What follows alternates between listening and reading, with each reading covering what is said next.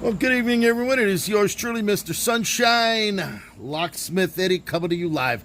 And as we're just finishing up another rare key machine, as you can see, this is how it goes.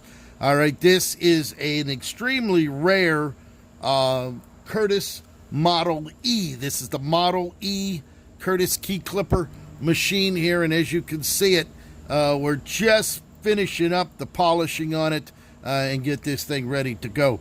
It is a beautiful machine. This is the first one that Curtis made, and this has the post on it. And around this post, there's a lot of numbers on here, and this is for the different vehicles that this machine can cut.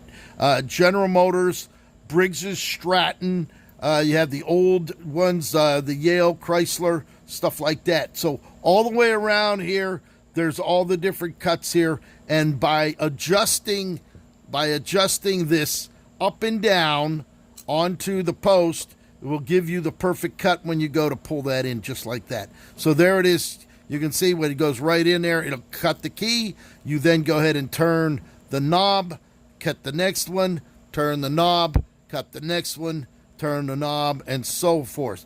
This one here, we just finished it up. I'm just about done with it. And what I'm doing right now, you can see it has a gold tint to it. I wanted to put a gold tint on this polished machine so that it looks like it is a gold Curtis key machine here. And we stripped it all the way down to bare metal. We then polish it. You can see how nice and smooth. This one you don't put handles on. They didn't come with handles like the number 15 did, the rubber ones that slid up. So what I did was I just totally took it all down, sanded it all, took it around here. As a matter of fact, I could take this and go have it chrome plated or even gold plated to have a plating machine. But you know what? For what we did here today, as far as this is concerned, it's a beautiful piece. It's actually a rare machine, but it's still totally usable. That's right. You can still cut the General Motors keys on this. I could slide several different carriages in here. The wheel is nice and tight. The gears are all nice and tight in there. The carriage has been all cleaned up, polished up. Spring in here. We got the retaining pin in here. And what I like to do is I don't want to have any play. A lot of times over the years, the spring gets weak, and then you got play in the handle, and also you get play in the handle from the wear and tear from this way. Well, what we do is we adjust the spring or replace the spring, either way, and then we stretch it out so that we have no more play in there. We take up the play. This one, I just put a new one in there. So now you can see all the way in the anvil right into the cutter right there. And what we're going to do, we're just going to show you a little bit more. What I do is I finish it up. We use a Dremel, and by using a Dremel, we just go ahead and we continue to polish. Oop, that's not the way it's supposed to happen.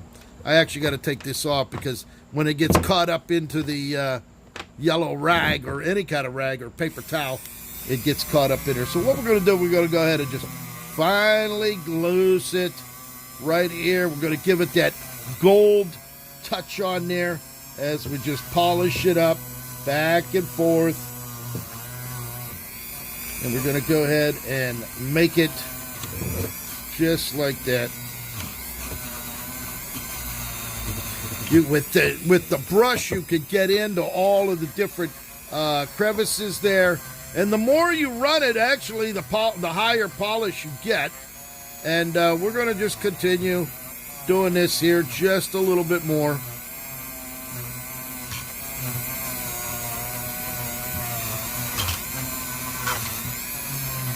And because I'm using the brass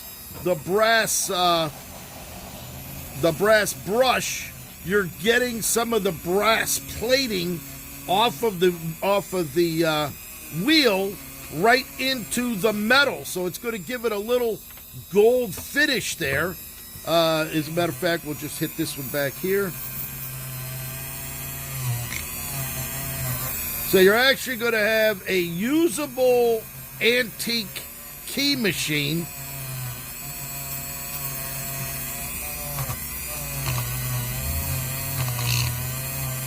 I like to even get up underneath there. And we calibrated it so the machine cuts right on, all the way from the first cut all the way to the end cut. And kind of buff this right up the side here.